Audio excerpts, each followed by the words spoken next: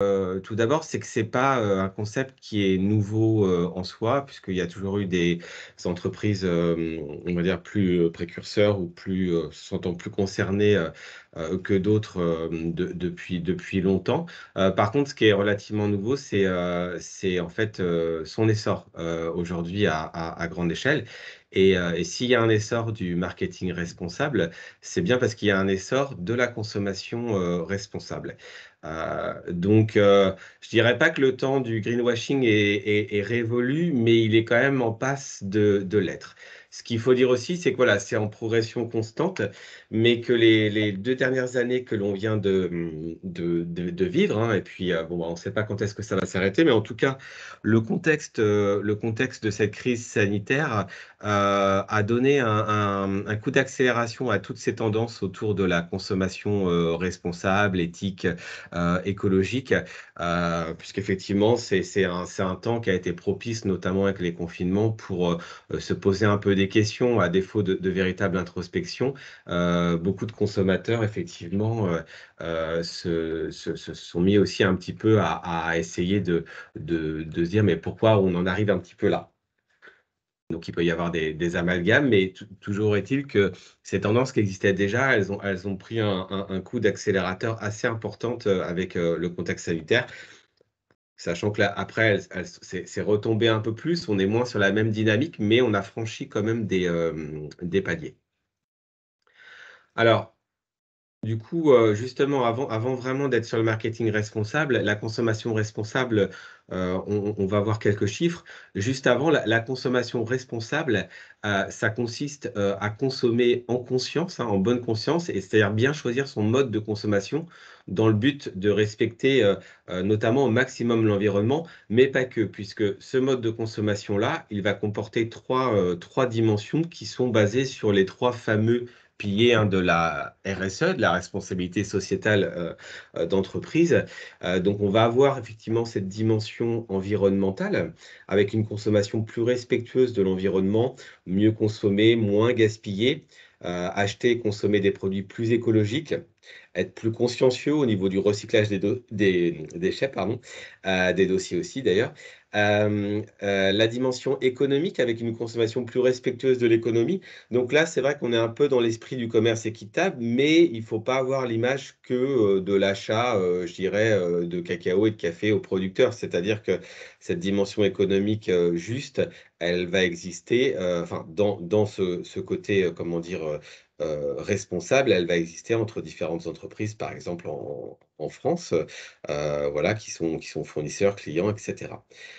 Et puis enfin, la dimension sociale, avec une consommation qui soit plus respectueuse, effectivement de l'équité, sociale. Alors, quelques chiffres parlants. Donc on a un discours qui est de plus en plus responsable en fait des consommateurs, et alors pardon, heu voilà, excusez-moi. On a, par exemple, aujourd'hui 75 ça c'est des chiffres qui datent de 2019, donc avant le contexte sanitaire. Là, c'est un petit peu plus dur d'avoir des chiffres avec le contexte actuel, faut se dire que ça a forcément augmenté. Donc 75 qui affirment que l'écologie et l'éco sont importantes maintenant dans leur quotidien. 88 qui vont se sentir concernés par, une consommation, raisonnée. Et puis, 73 que le contexte de crise, reconnaissent que le contexte de crise, bah, leur donne davantage envie de, consommer, effectivement, responsable. Donc ce discours responsable, vous allez me dire: «Bah, c'est du discours». Oui, mais c'est vrai qu'il y a aujourd'hui des actes qui se joignent, aux paroles. Alors forcément, il y a un delta, il y a forcément un delta entre les paroles et les actions. On peut pas être au même niveau, mais aujourd'hui, on a, des actions. On a par exemple 75 qui, voilà, qui déclarent, acheter des produits réutilisables et respectueux de l'environnement. On n'est plus que dans le discours. 71 par exemple, des Français qui vont consommer du bio au moins une fois, par mois contre seulement, 46 en 2010. Vous avez par exemple 80% des Français qui déclarent avoir changé tout ou partie de leurs pratiques au quotidien pour réduire l'impact de leur consommation. Alors évidemment là, une bonne partie de ces 80% ont sans doute changé, pour et pas intégralement, c'est évident. Après voilà, la question est formulée comme ça. Et puis, 59% qui récupèrent, réutilisent, réparent des produits et des matériaux. Ça ne veut pas dire qu'on le fait à chaque fois, de la même manière qu'effectivement on n'achète pas du bio à chaque fois, mais tout ça, ça augmente et on fait de plus en plus attention à ça. Donc il y a des discours, il y a des actions, il y a des attentes. 90% aujourd'hui des consommateurs vont attendre des marques qu'elles prennent des engagements en faveur, d'un mieux consommer, tout simplement. 74% aimeraient avoir plus d'informations sur l'impact environnemental et sociétal des produits, qu'ils achètent. Alors, il y a des attentes, mais du coup, il y a aussi des sanctions. Par exemple, 82% en fait, des Français vont revoir leur opinion à la baisse, s'ils réalisent qu'une entreprise, qu'ils apprécient a une mauvaise politique RSE. Donc ça, c'est une sélection de chiffres, mais il y en a d'autres, hein, voilà, aujourd'hui, effectivement, on va voir que le marketing responsable peut être un avantage, au stade où il est rendu, dans son développement. Mais dans quelques années et très rapidement, c'est même plus que ça sera un avantage, en fait. C'est que si on ne le fait pas, et bah, ça sera vraiment, une grosse carence et il y aura des sanctions. Donc dernier chiffre, 67% déclarent renoncer à acheter des produits qui leur font envie, mais qu'ils ne jugent pas assez bons pour la planète. Donc ça, ce sont tous des chiffres de 2019 que je vous donne et effectivement, quand les études sortiront sur les chiffres 2020 et 2021, il y a fort à parier que ça augmentera encore. Donc le marketing responsable ou éco-responsable, alors, qu'est-ce que c'est? Donc du coup, qui dit marketing responsable dit, économie circulaire, dit adoption des principes de l'économie circulaire, hein. L'économie circulaire, je ne vais pas me lancer dans une définition de l'économie circulaire, mais basiquement, c'est bien effectivement, de pouvoir réutiliser les déchets qu'on produit, dans la production effectivement, de d'autres produits, par exemple par une autre entreprise. Donc c'est bien la réutilisation en fait de tout ça. Le marketing responsable, quand, on parle de marketing responsable, on parle de, stratégie de développement durable et de stratégie, effectivement RSE, hein, responsabilité sociétale des entreprises. Et il faut savoir que la RSE est de plus en plus présente dans le fonctionnement des entreprises, et pas que dans les discours. Pourquoi? Parce que, la réglementation déjà elle évolue, donc petit à petit on est bien obligé en fait d'intégrer des actions, RSE. Qu'on se rend vraiment compte que ça permet aujourd'hui d'améliorer, la réputation de l'entreprise, puisque les consommateurs, on l'a vu, cherchent des marques responsables. Et la RSE, ça permet aussi, d'un point de vue plus pragmatique, de faire des économies sur les coûts et de mieux gérer son risque. Donc dans le même temps, on voit comment donc la RSE se développe. On voit que les consommateurs ont de plus en plus de préoccupations liées à la RSE et qui voudraient devenir des consommateurs de plus en plus écologiques et responsables. Pour autant, on n'est pas évidemment encore sur un marché, à maturité de la consommation, durable dans la pratique. Pourquoi? Parce que, je dirais que c'est un peu à cause du marketing. Les entreprises, en fait, malgré leurs efforts RSE, elles n'arrivent pas encore vraiment à faire connaître cette réalité aux clients et il y a ce fameux, spectre du greenwashing, à savoir effectivement, oui, mais enfin, on nous dit ça, mais derrière, il y a pas forcément grand-chose. Donc tout ça évolue petit à petit, mais effectivement, on n'est pas encore à maturité sur le sujet, hein. Il faut vraiment se dire que les consommateurs, ils vont pas encore associer tous un produit labellisé écologique, par exemple, avec un produit de bonne qualité, puisqu'ils se disent: «Pour rendre un produit plus écologique, on doit bien être obligé de sacrifier quelque chose, soit la qualité, le design, la résistance, ou bien bah, c'est le prix qui est touché. Et donc, on arrive à avoir la même qualité, mais avec un prix plus élevé. Ce qui est faux, hein, c'est tout à fait possible en fait dans la réalité. C'est plus ou moins complexe, mais d'être aussi bien qu'un produit normal et d'être dans un prix tout à fait correct. Donc, le marketing responsable, ça désigne vraiment les pratiques marketing qui ont pour objectif la promotion, hein, d'une consommation plus économique, plus écologique, pardon, plus juste ou plus responsable. Et j'ai envie de dire, je pourrais dire et plus responsable. Donc à tous les niveaux, en fait, de l'activité marketing. Donc concrètement, bah, il peut s'agir, en fait, des opérations marketing qui visent à mettre en valeur des produits, considérés comme plus écologiques. Ou des produits effectivement normaux, mais en mettant des moyens effectivement écologiques. Donc il y a 3 composantes, dans le marketing responsable pour, du coup 3 enjeux. Il y a donc et on va retrouver nos 3 piliers, hein, RSE. Il y a donc le marketing vert, qui va consister, à concevoir et promouvoir des produits et des services qui apportent une valeur ajoutée écologique, à l'une au moins des phases de leur cycle de vie. Déjà, si on peut agir sur une des phases du cycle de vie de produit, c'est bien. Si on peut le faire sur tous ou plusieurs en tout cas, évidemment, c'est mieux. Tout ça se fait progressivement. Donc là, on est dans le respect de l'environnement et de l'écologie. On a le marketing social qui va en fait promouvoir des comportements durables et qui a, pour vocation de sensibiliser le grand public et encourager des pratiques plus responsables. L'entreprise doit avoir ce rôle aussi de comment dire? De promotion d'un discours effectivement plus responsable. Au-delà de l'agir par rapport à ce qu'elle produit, elle doit en fait à destination de ses clients et des consommateurs, de promouvoir le bon discours. Donc là, effectivement, le but, c'est d'aller vers une consommation, comment dire? Responsable. Et puis on a un 3e type de marketing dans le marketing responsable. On a un marketing qui est éthique et qui lui, donc du coup, est dans le comment dire? Le respect de promesses annoncées entre différentes parties, dans l'intégrité, la transparence. Donc là, on est dans la transition vers une économie plus juste, et équitable. Donc les principes du marketing responsable, c'est bien, si je récapitule, c'est promouvoir des produits ou des services qui vont être intrinsèquement responsables au niveau environnemental, social et sociétal. Ça, je dirais, c'est le meilleur des cas.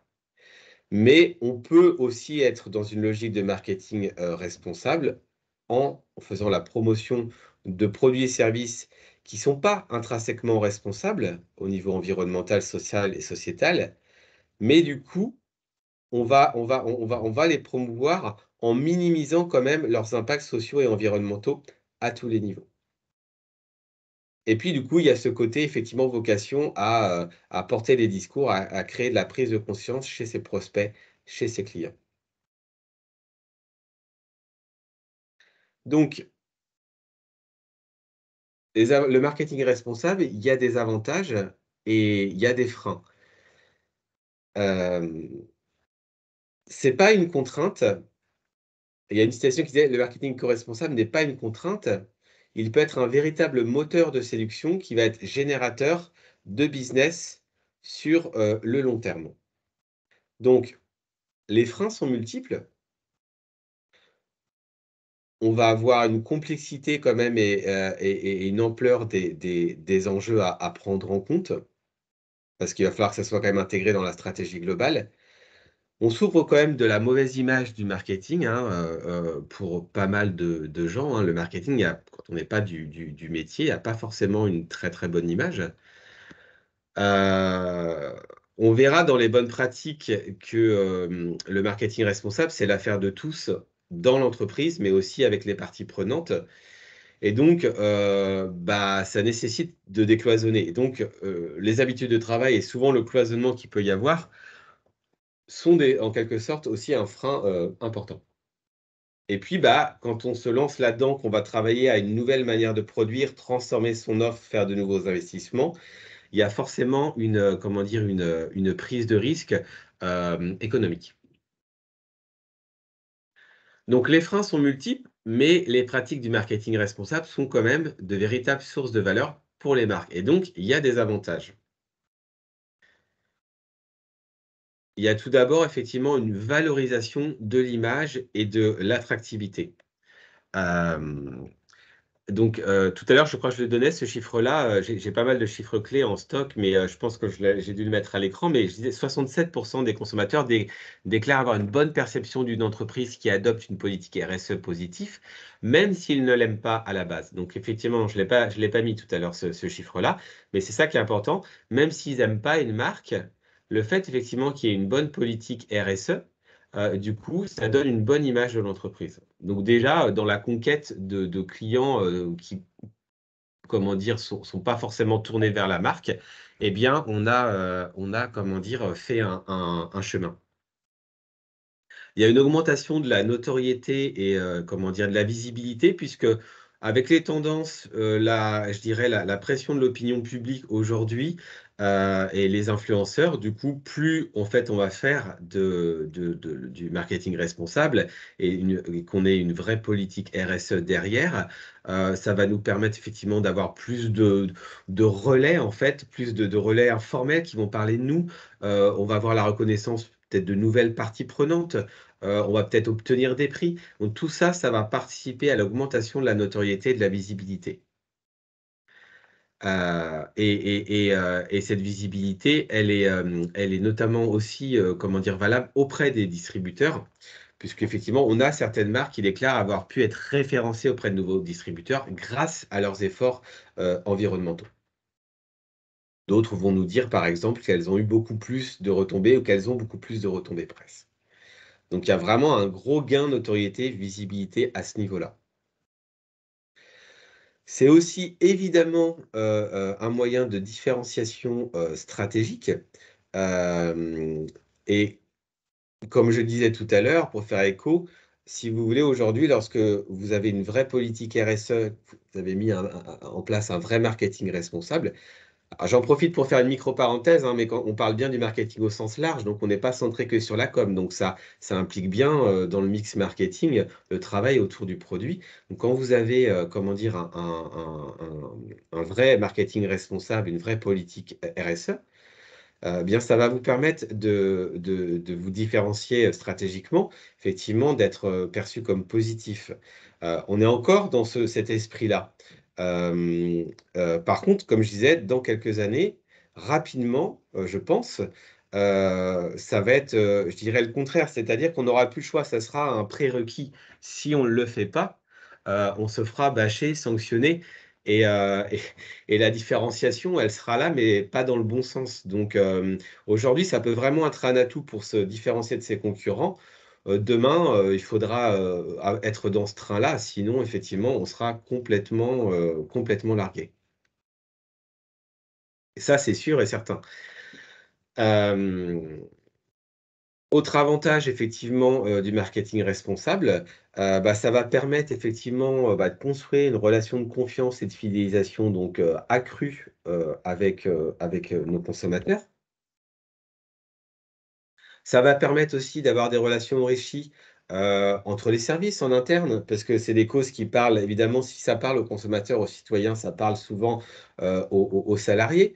Donc il y a des témoignages comme ça de salariés qui sont de plus en plus fiers de travailler dans des entreprises qui travaillent réellement sur ces sujets-là. Donc ça permet plus de relations entre les services, donc au bénéfice du côté responsable, mais au bénéfice, j'ai envie de dire, de l'ensemble de ce qui peut se faire en entreprise et donc au service de la performance en fait, du travail en entreprise.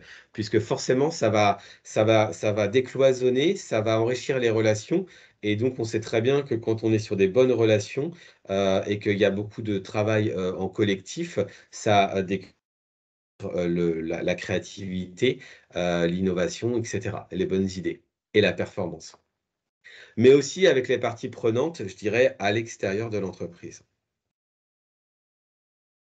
En fait, vous avez par exemple effectivement, pas mal de marques, hein, qui notent que voilà, qu'il y a une vraie fierté chez leurs salariés et qui notent effectivement une amélioration des relations avec leurs fournisseurs.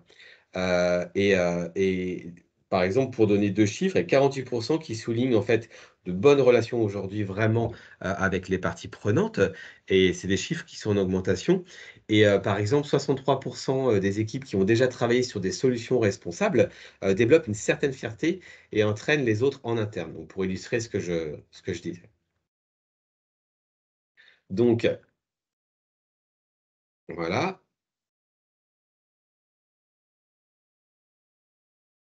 Ça permet aussi effectivement donc, d'enrichir, hein, le processus d'innovation, qui devient donc plus dynamique. Alors de par ces relations enrichies comme je viens de le dire, mais aussi parce que quelque part, pour pouvoir répondre à toutes les comment dire? Les demandes, je dirais, responsables, ça nécessite quand même de se pencher sérieusement sur, l'innovation donc ça rend le processus plus dynamique puisqu'il y a beaucoup quand même de travail à faire, à ce niveau-là. Et puis, évidemment, c'est, pour être vraiment, très pragmatique, c'est aussi une augmentation, des profits avec un développement des ventes, par exemple, chez ces clients qu'on a déjà, et ou, le gain de nouvelles parts, de marché. Donc, autre chiffre, un chiffre qui me vient de l'ADEME, 67 des entreprises qui engagent des actions sérieuses, en fait, de marketing responsable sur leurs produits constatent une hausse des ventes de 10 en moyenne. Et ça, c'est pareil, ça va forcément augmenter. Et puis enfin, toujours pour rester très pragmatique, ça a aussi un avantage, c'est que forcément, pour pouvoir, revoir sa manière de produire en interne, et être produit responsable, ça nécessite de consommer moins, par exemple. Donc, moins d'énergie, moins de transport. Donc, ça nécessite de se creuser la tête, hein. On est dans l'innovation en interne et ça permet une réduction, en fait, des coûts avec, une optimisation des processus, plus d'économie d'énergie, de matière, de fabrication, de transport, la mise en place de modèles plus circulaires. Donc ça permet vraiment de réduire les coûts.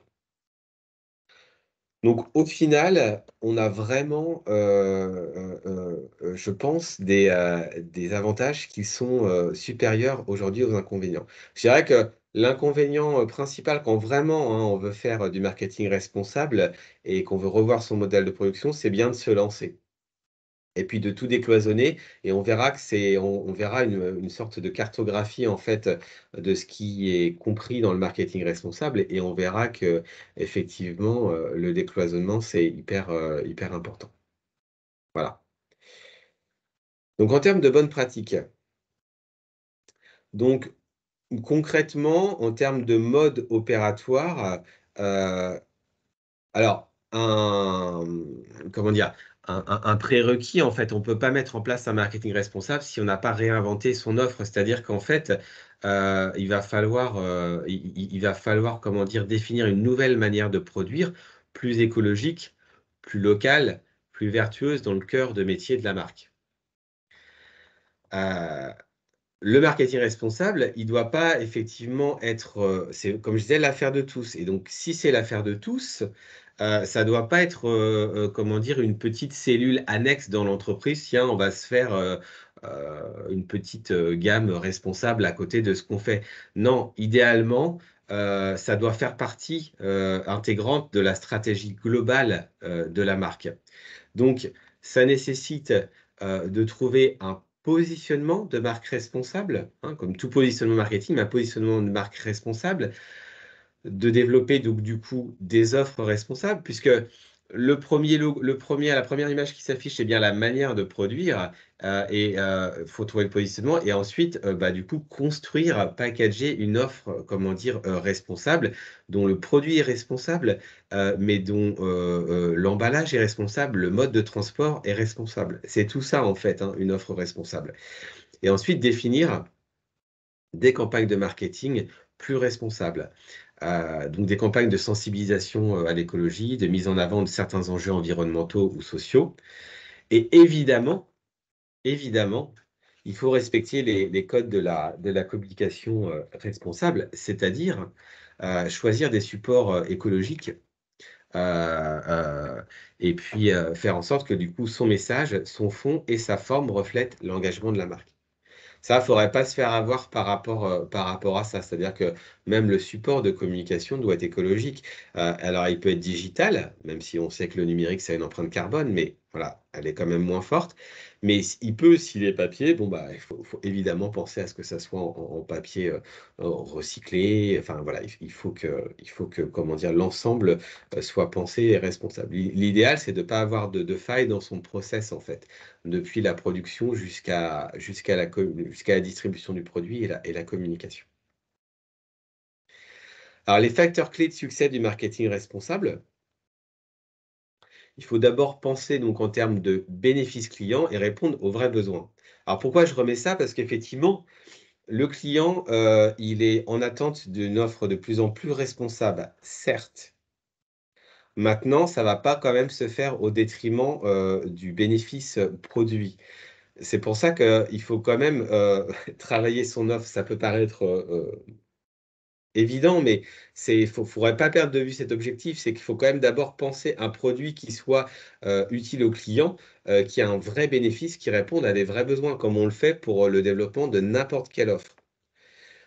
Pourquoi je dis ça? Parce qu'effectivement, des fois, il y a eu pris parti de: «Tiens, on va lancer quelque chose de très responsable» et alors peut-être plus des entreprises qui naissaient autour d'un 1er produit responsable, pas des entreprises qui étaient dans une logique de transformation progressive de leur offre et finalement, bah, il y a toute la partie qui était autour du réel, besoin du produit était, finalement un peu occultée et donc on avait un produit, tout propre, mais qui forcément répondait enfin, qui répondait pas forcément à un besoin. Donc c'est pour ça qu'il faut quand même repartir de là. Il faut ensuite donc clarifier, son rôle, sociétal. Donc là, il faut se donner une mission, il faut communiquer. Il faut effectivement, s'engager sur le long terme et comme je disais, s'efforcer de transformer l'offre complète. C'est-à-dire qu'effectivement, on peut commencer par peut-être une gamme responsable, mais ça a pas vocation à rester comme ça. L'idée, c'est bien de se transformer complètement. On est vraiment, à l'aube, d'une transition importante, à ce niveau-là et on voit bien que les futures générations, celles qui sont encore, par exemple, les futures générations de consommateurs, celles qui sont encore au lycée, et on voit bien les jeunes à travers même les influenceurs, les figures aujourd'hui qui s'expriment, vont vraiment être de plus en enfin, aujourd'hui avoir une gamme responsable, c'est bien, mais ça suffira pas demain.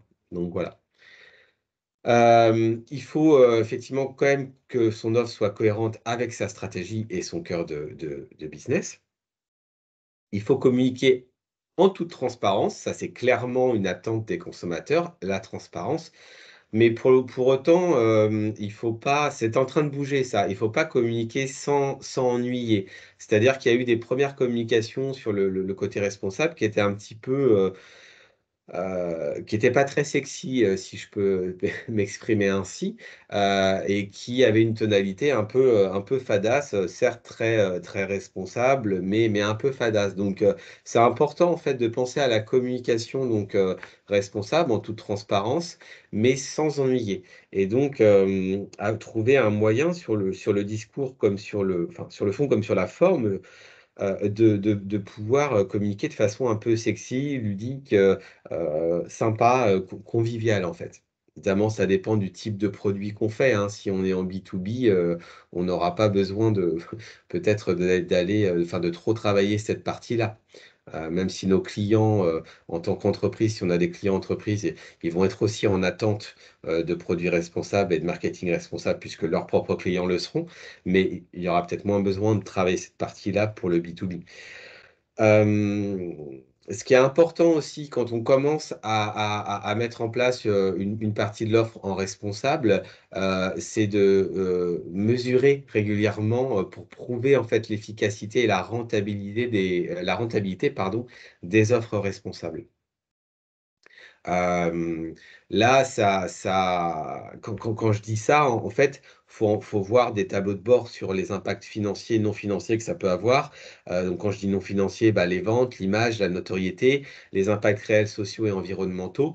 Il faut pouvoir le mesurer, pour voir si c'est réellement efficace et rentable. Donc ça nécessite effectivement, du coup de faire aussi des tests et de réajuster ensuite, sans cesse pour une amélioration continue. Donc c'est là que les études marketing vont jouer un rôle, important, et puis les études évidemment, techniques. 2 types d'études vraiment différentes, mais les 2 vont être importants dans cette notion de mesure et de test.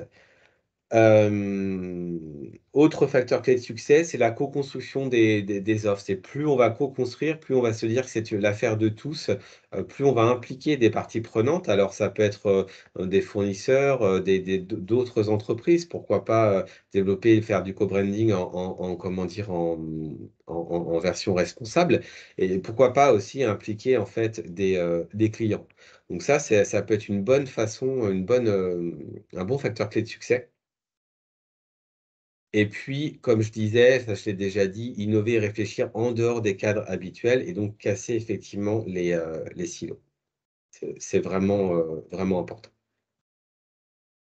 Alors, cette idée pour valoriser, son engagement, éco-responsable.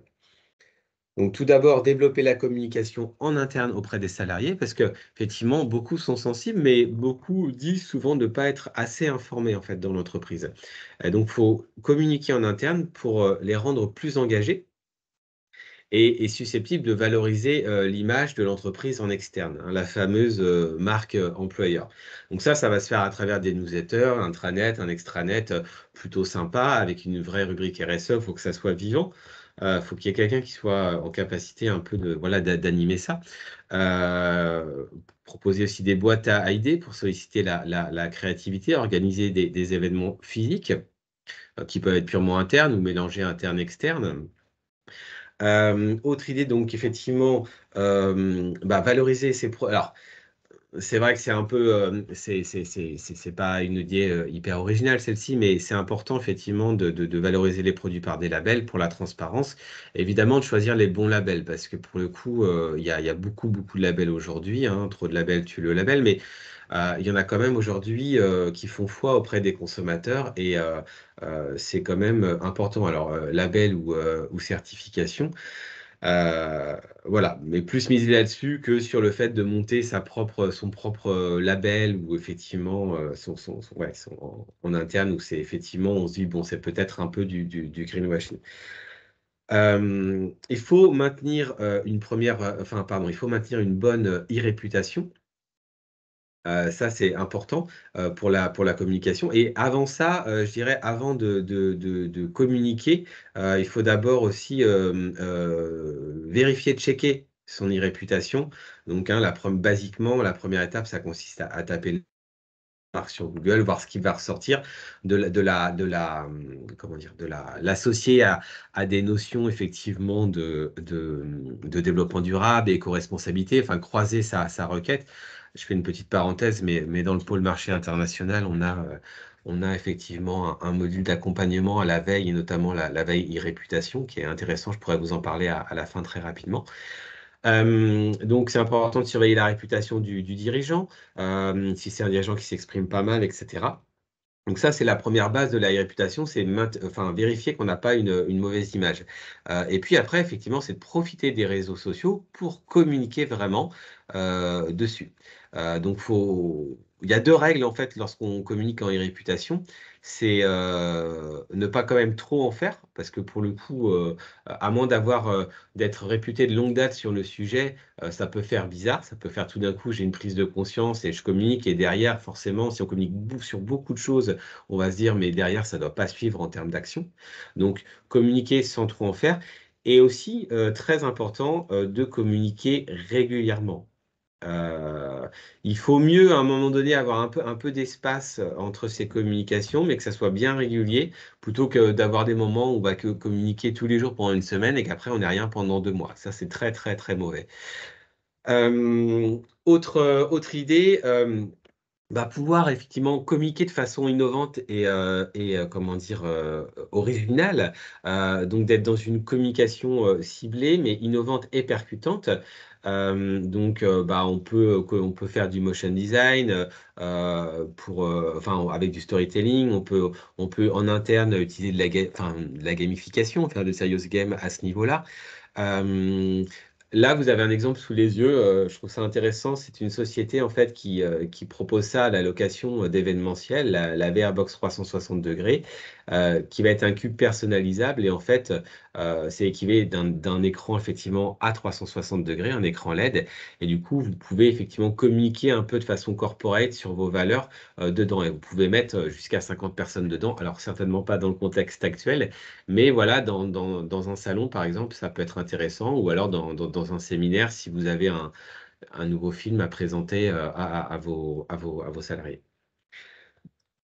Réaliser évidemment des actions ciblées, travailler avec les bons influenceurs. Ça aussi, c'est important. Ça peut être intéressant de faire ça. Ça dépend aussi dans quel milieu on est, mais ça peut être intéressant.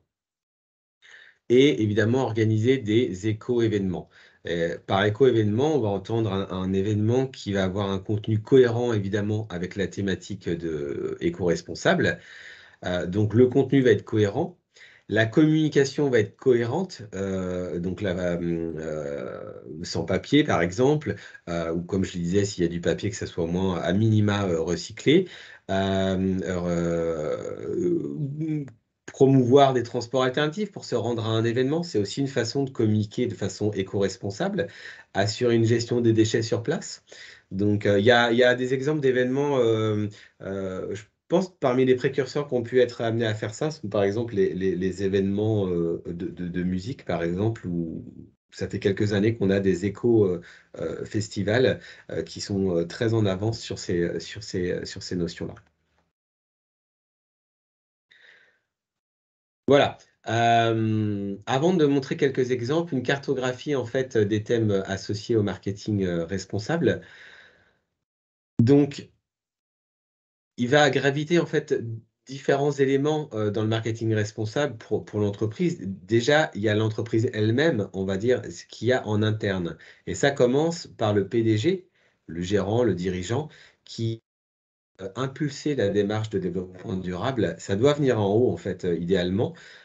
Qui doit favoriser le partage en fait des cultures et de l'expérience à ce niveau-là, et qui va aussi avoir ce rôle de projeter l'image de l'entreprise. C'est aussi les employés et toutes les fonctions, sans exception, qui peuvent être à un moment donné sur un point en particulier de véritables experts. Donc, il faut s'appuyer en fait sur eux. Ça va être les procédés, hein, donc j'en parlais tout à l'heure avec la manière de produire, mais qui vont être au cœur de la démarche de marketing responsable dans la production du produit, avoir une approche globale du cycle de vie du produit. Et ça, c'est indispensable. C'est l'idéal, mais bon, je dirais presque qu'aujourd'hui, c'est indispensable. Il faut voir les conséquences environnementales et sociales liées à la production, à la consommation et à l'usage de son produit et à la fin de vie. Donc ça, c'est les procédés, et donc les produits et les services eux-mêmes. Donc évidemment, ils font partie du marketing responsable. Ils véhiculent l'image finalement de l'entreprise. Ils sont de plus en plus sociologiquement conçus. Effectivement, de plus en plus efficaces et pratiques en étant responsables et au juste prix. Ça, c'est effectivement l'idéal. En fait, faut se dire que finalement, il y a un fort enjeu là-dedans quand on fait ces produits-là, c'est que finalement, il faut essayer de faire passer son produit du stade de produit à service. Quand je dis ça, je parle pas de fournir des services. Il y a des produits, il y a les services, mais votre produit, finalement, il doit, au-delà de son rôle de produit, apporter un service finalement à la société. Ça, c'est vraiment un fort enjeu. Le passage du produit au service, ça représente vraiment un fort enjeu. Il y a des cas qui sont moins concernés que d'autres, évidemment, hein. J'essaie d'être le plus général possible. Il y a les forces externes. Donc là, bah, on a, je dirais, le marché en lui-même des produits et services responsables. Donc il est en croissance. Aujourd'hui, ça représente des valeurs refuges pour les consommateurs. C'est un moyen donc de différenciation actuellement, au jour d'aujourd'hui, d'être sur ce marché-là. Et c'est, le fait d'innover, si vous voulez, dans cette voie-là, ça va vous ouvrir le chemin vers le leadership et des profits qui sont vraiment, du coup, sains. Donc ça, c'est important, pour pouvoir ensuite communiquer dessus. Vous avez évidemment les consommateurs, les clients, hein, qui font partie des forces externes, au-delà du marché dans son principe. Alors, les clients, ce qui est pas évident avec les consommateurs clients d'aujourd'hui, c'est comme je le disais, ils sont quand même de plus en plus à promouvoir une consommation responsable, mais en même temps, le consommateur d'aujourd'hui, il y a une autre tendance qui le caractérise, au-delà de ce côté responsable, et responsabilité, c'est la complexité, la versatilité et du coup, souvent, ce qui se passe quand même, c'est qu'au niveau individuel, il y a un conflit entre le plaisir personnel et les impacts que ça va générer. Donc ils sont quand même en attente de transparence et de résultats sur ces impacts-là. Vous avez effectivement, tout ce qui va être partie prenante, au sens plus large et jusqu'aux générations futures. Donc toutes ces parties prenantes aujourd'hui, elles sont de plus en plus reconnues, respectées. Elles peuvent être, craintes aujourd'hui, clairement. Elles peuvent mettre la pression sur les entreprises, mais si on fait bien, «le taf» entre guillemets, elles peuvent aussi, être votre caution. Et puis je rajouterais, même si on pourrait finalement dire que c'est une forme de partie prenante, mais les investisseurs et les actionnaires, il y a le marketing responsable, ça passe aussi sur cette, dimension-là, avec des placements en accord avec ces valeurs-là, des fonds responsables qui se multiplient.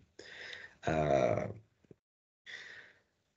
Dernière famille de thèmes en lien avec le marketing responsable, tout ce qui va être lié, vraiment à la communication, au message avec, la marque, le logo, la baseline qui vont, concentrer vraiment l'image, la crédibilité, la réputation, de l'entreprise, qui vont donner à vivre aux consommateurs comment dire? Un imaginaire, notamment, via le storytelling, j'en ai parlé tout à l'heure et le brand, content, c'est intéressant d'explorer ces pistes-là. Il y a la communication, et la publicité, qu'on va faire, qui sont quand même, de plus en plus soumis, je dirais à une forme d'autorégulation par cette profession-là, et effectivement aux pressions des garde-fous du greenwashing, si vous voulez. Heu, il y a le lieu de vente en lui-même, qui vise aujourd'hui le but, c'est de proposer une expérience client, réenchanter la relation marque client pour développer le trafic, fidéliser et convertir les clients. Donc là, petit rappel sur l'importance de la force de vente et son accompagnement.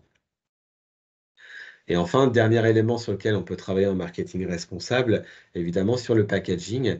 Alors évidemment, de la même manière qu'un produit doit d'abord être conçu pour répondre à un besoin, le packaging, il doit d'abord être conçu pour protéger, et faciliter le transport, mais il doit avoir en fait des impacts sociaux et environnementaux, réduits, et puis, il faut pouvoir informer le client sur effectivement, ces impacts-là.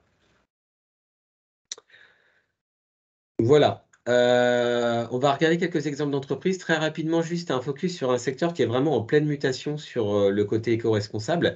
C'est le secteur, en fait, de la mode, qui prend vraiment, de plus en plus son envol.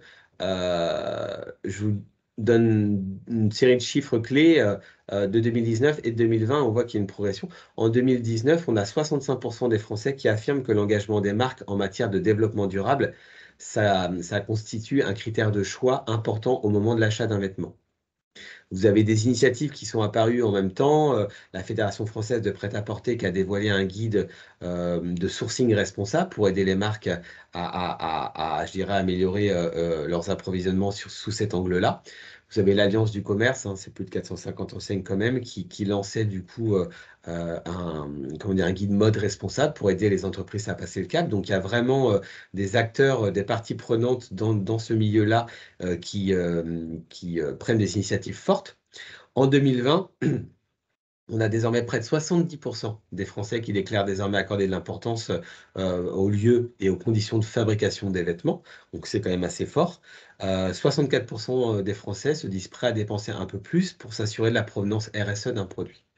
Donc c'est vraiment un secteur qui bouge beaucoup sur le côté éco-responsabilité, avec différentes tendances fortes, des matériaux de plus en plus, enfin l'utilisation de plus en plus fréquente de matériaux durables et de textiles innovants. Hein. Donc on a du nylon Econil qui est fabriqué à partir de déchets de nylon. Par exemple, Gucci le fait. Vous avez du coton biologique. Vous avez un retour du chanvre aussi dans l'utilisation du textile, même s'il y a aussi l'utilisation du chanvre aujourd'hui dans, par exemple, le bâtiment, dans l'isolation. Preuve qu'il n'y a pas que la mode, il y a tous les secteurs, même si j'ai choisi de faire un focus sur la mode. Vous avez aussi toute cette tendance du seconde main. Les marques qui vont s'intéresser de plus en plus aux vêtements effectivement de seconde main, qui vont faire du vide dressing, qui vont avoir des sites dédiés à l'occasion, des rubriques occasion sur leurs applications. Et même dans les marques de luxe, on pourrait imaginer qu'elles ne soient pas forcément sur ce rayon-là. Aujourd'hui, il y a des vêtements de luxe de seconde main. Il y a des friperies chics, etc. Donc il y a beaucoup de choses à ce niveau-là. Il y a de l'upcycling, hein, donc refaire du nouveau à partir de l'ancien. Il y a la digitalisation des événements de Fashion Week. Il y a aussi sur le côté, pour pas avoir que le prisme environnemental, mais sociétal, il y a l'inclusivité aujourd'hui de la mode féminine, notamment, avec dans la communication, effectivement, je dirais faire attention à représenter toute la diversité aujourd'hui à travers la mode. Vous avez le make to order, hein, la fabrication à la demande pour éviter le stockage et donc de la consommation d'énergie et différentes autres problématiques à ce niveau-là. Vous avez aussi les vêtements fabriqués à partir de chutes. Voilà, donc il y a beaucoup de choses dans la mode aujourd'hui et euh, si c'est pas la locomotive, en tout cas, enfin, c'en est une quand même des principales. Alors, quelques exemples d'entreprises engagées. On a des grandes enseignes qui sont engagées. Un des grands groupes qui était assez en avance là-dessus et qui continue en fait hein, ces efforts-là. Et c'est ça qui est important, hein, je reviens là-dessus, c'est de continuer d'être sur le long terme. Il faut, même si on s'est fait connaître pardon, à un moment donné par des actions qui ont fait parler de nous à ce niveau-là, il faut pouvoir quand même le faire régulièrement euh, tout en veillant à trouver le bon compromis pour paraître toujours crédible et pas se dire bah elle en fait trop, c'est sûr que derrière elle fait pas tout ce qu'elle dit. C'est le groupe SEB en fait, bah, il travaille beaucoup sur la durabilité des produits, les notions de qualité, de réparabilité en fait dès la conception. Ils ont un label en fait produit durée de vie 10 ans mais réparable qu'ils ont sorti quand même dès 2015. Ils sont beaucoup dans l'éco-conception avec des matériaux et des emballages à très faible impact environnemental. Ils ont un label éco-design qu'ils ont mis en place en 2020 et une charte packaging. Ils sont beaucoup dans le recyclage. Ils intègrent chaque année de plus en plus en fait de produits recyclés dans leur process de production. Ils vont, comment dire, faire des opérations de collecte de produits non électriques pour ensuite voilà, les recycler, un type poêle, casserole, etc. Ils vont être évidemment dans la réduction de consommation énergétique. Alors ça, c'est quand même un des postes sur lequel les entreprises sont quand même le plus en avance parce qu'effectivement, derrière, il y a une logique de coût à gagner. Donc voilà, mais bon, ils étaient quand même assez précurseurs. Ils sont souvent dans des démarches d'évaluation régulière de la conformité sociale de l'ensemble de leurs sites et de leurs fournisseurs. Donc il y a tout ce côté sur le côté social et sociétal. Ils ont comment dire un fonds en fait qui va mener des actions en faveur de la lutte contre l'exclusion, etc. Donc vous voyez bien que c'est pas il y a tout ce côté produit parce que tout ce qui est pollué, mais il y a vraiment tout ce côté social et sociétal. Vous avez par exemple donc bah, ça illustre le secteur de la mode, mais qui habille, qui est assez aussi, comment dire, actif là-dessus. En 2019, il lançait le programme en fait Qui habille Human, avec le but de produire moins et le juste nécessaire. Donc, on se rapproche du make to order en fait, en s'appuyant vraiment sur une forte expertise data. Donc, dans ce programme-là, il y avait la limite de l'empreinte carbone en production. Ça voulait dire incorporer plus de produits éco-conçus. Et si je vous donne en fait le planning, vous allez voir que c'est assez ambitieux. Enfin, le planning, comment dire, le calendrier d'introduction des produits éco-conçus. 5%, donc 5% en 2018. Ils lancent leur programme en 2019. Donc, ils étaient déjà donc à 5%. Dès 2020, 30%, 70 en 2025 et 100% en 2030. Donc ça, c'est les produits éco-conçus. Ils travaillent en fait sur la matière en essayant d'utiliser en fait de plus en plus de matières qui sont effectivement, comme je disais, hein, le coton bio par exemple, etc. De réduire les produits chimiques sur la teinture, le délavage, etc. De réutiliser plus de chutes. Donc ça, c'est limiter l'empreinte carbone au niveau de la production, mais aussi limiter l'empreinte dans ce programme-là carbone, limiter l'empreinte carbone en aval.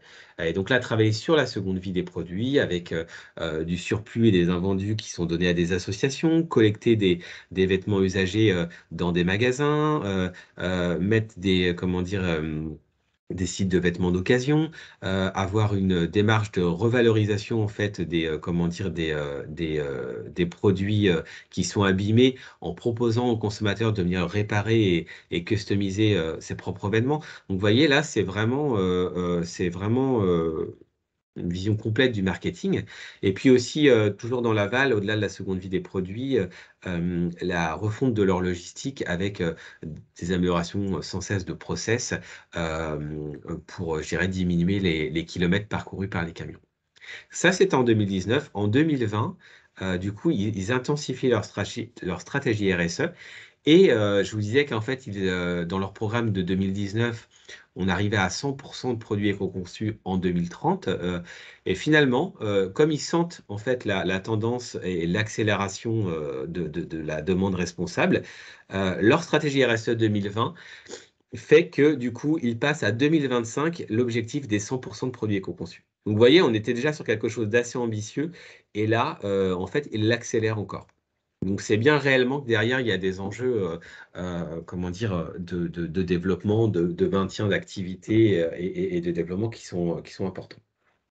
Et dans cette stratégie RSE, ils vont même se lancer en fait dans je dirais la révision de certains produits basiques qu'ils commercialisent, certains vêtements, on va dire best-sellers, où ils vont chercher à augmenter le poids de la matière et donc la qualité pour avoir des vêtements plus durables, plus transmissibles, etc. Et ça peut être décuplé dans beaucoup de secteurs d'activité. Voilà. Euh, dernier exemple avec effectivement je dirais, Monoprix qui, en 2020, enfin, qui en 2013 avait fixé des objectifs. Donc, 2013, c'est assez, puisqu'il y a vraiment une très forte accélération exponentielle du phénomène, ce qui fait qu'en 2013, on peut vraiment dire que vous étiez déjà quand même assez précurseur. Et du coup, il y avait des objectifs pour 2020 très ambitieux. Vous les voyez à l'écran, je vais peut-être grossir un petit peu. Donc 10% de produits responsables dans le chiffre d'affaires global, moins 20% d'émissions de gaz à effet de serre par euro de chiffre d'affaires, comment dire, distribuer en fait des repas. Donc là, on est dans le fait d'agir pour le lien social et la solidarité, développer le bien vivre dans le magasin. Donc là, on est dans comment dire, le bien-être des salariés. Donc tout ça, c'était effectivement d'arriver à tout ça en 2020 et ça avait été défini dès, comment dire, 2013. En 2000, et là, cette année, ils ont pris 5 nouveaux engagements pour 2030 avec, comment dire, le fait de devenir une entreprise vraiment à mission. Et ça, je pense que c'est quelque chose d'important pour vraiment marquer la responsabilité dans son ADN. Donc, c'est vraiment une entreprise à mission, c'est vraiment affirmer publiquement sa raison d'être pour se donner et se donner un objectif, si vous voulez, un ou plusieurs objectifs sociaux et environnementaux qui vont dépasser en fait, je dirais, le cadre de son activité stricto sensus. Et donc, dans leurs engagements, il y a le fait d'être certifié Bicorp. Aujourd'hui, pour ceux éventuellement qui ne le savent pas, c'est une certification qui répond à des exigences sociétales et environnementales de gouvernance, de transparence envers le public et qui est une certification très, je ne vais pas dire prestigieuse, mais qui est vraiment une certification aujourd'hui sur laquelle il est intéressant d'aller. De diviser par deux leurs émissions de gaz à effet de serre, donc d'aller plus loin que les 20% qu'on voyait pour 2020, 10 ans après, donc d'être à 50, et d'offrir à leurs clients des marques du coup propres à hauteur de 100%, hein, des marques propres. Alors j'entends pas des MDA, hein, pas des marques, mais on parle de marques fait, propre au sens clean, que ça soit pour les produits alimentaires, non alimentaires, d'être dans le 100% responsable. Vous voyez, quand je vous disais qu'il fallait arriver comment dire, à un développement complet. D'atteindre l'objectif zéro plastique à usage unique dans les emballages, et puis, d'obtenir effectivement aussi la certification top employeur, et ça en fait, j'ai revu, ils l'ont eu, tout récemment, donc qui est le top des pratiques en matière de ressources humaines, donc pour, valoriser aussi l'interne. Parce que je rappelle que derrière tout ça, il y a la RSE, donc il y a l'écologie, mais il y a, comment dire, le sociétal et donc le social. Voilà. Alors vous allez me dire: «Bah oui, c'est bien gentil tout ça, mais c'est des grandes enseignes». C'est vrai, mais là, je vais vous donner, 3 exemples. Je vais être assez rapide puisqu'en fait, effectivement, on a démarré 5 minutes en retard, donc on est quand même à 50 minutes. Je vais quand même donner des exemples de TPE, PME en local qui sont pas forcément en reste. Par exemple, l'entreprise Bioplan qui est, très en avance depuis assez longtemps sur toutes les dimensions environnementales, sociales et sociétales, donc qui produit des herbes, aromatiques. Donc eux, ils ont vraiment un modèle de production depuis très longtemps qui est durable, où ils vont préserver la ressource en eau et la biodiversité, utiliser uniquement de l'eau de pluie, utiliser le principe du vase clos. Ils vont limiter les émissions de CO2, ils vont faire de la renaturalisation des sols, jachères, prairies enherbées, et cetera. Ils vont stimuler les défenses naturelles de la plante pour éviter d'utiliser des pesticides.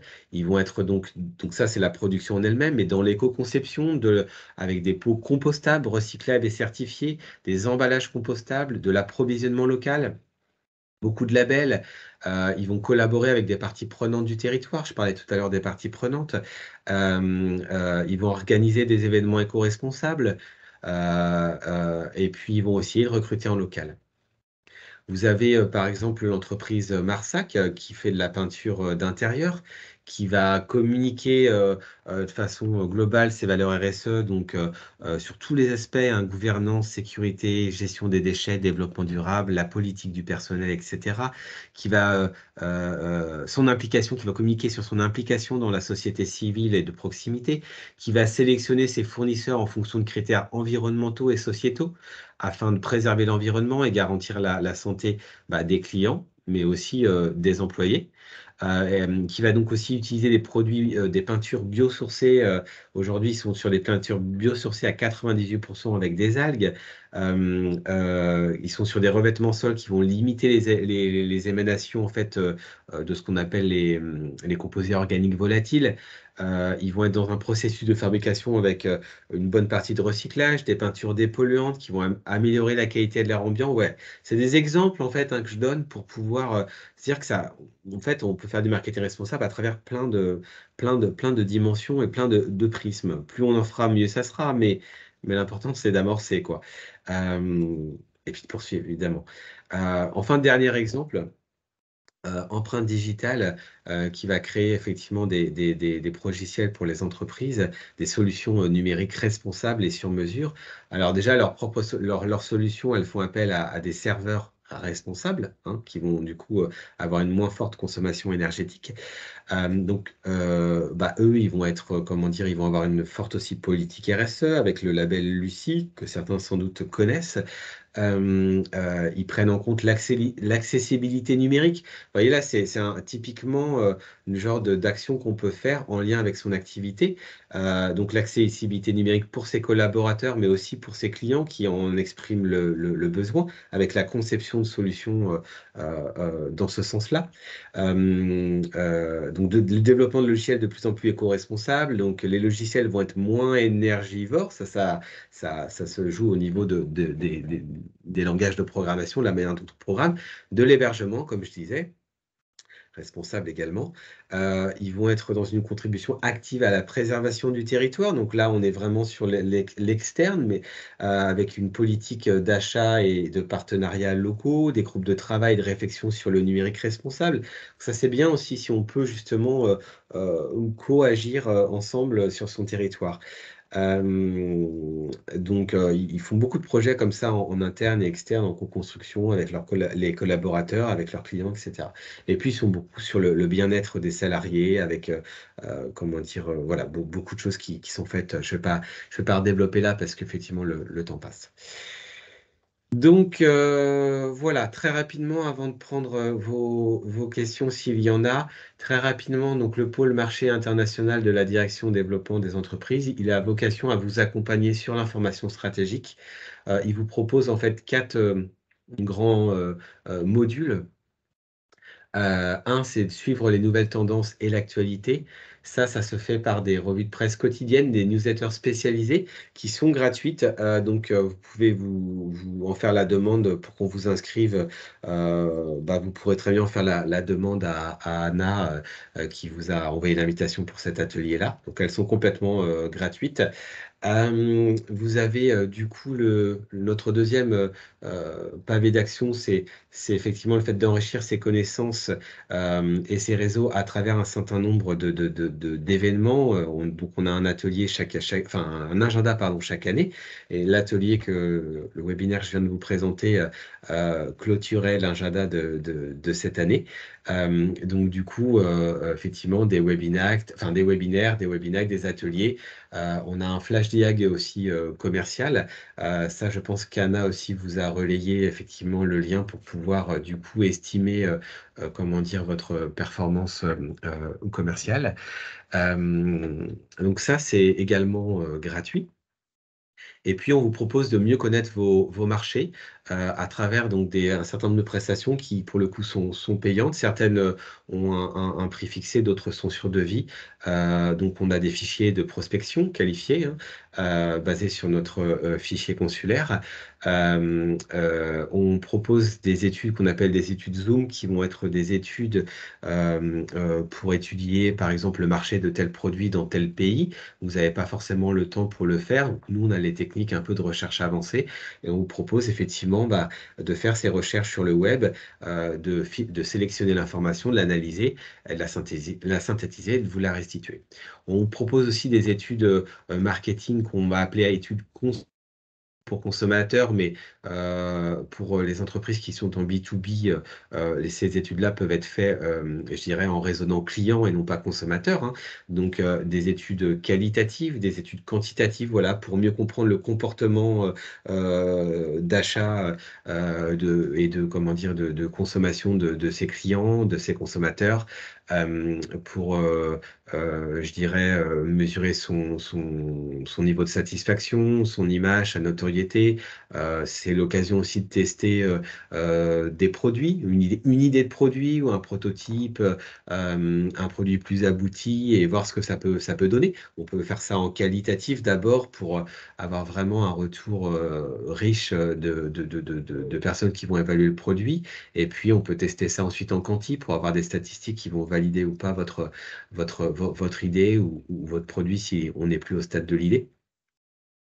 Et puis on a un dernier pavé qui est effectivement le développement de compétences. Donc là, on est plus dans le faire-faire.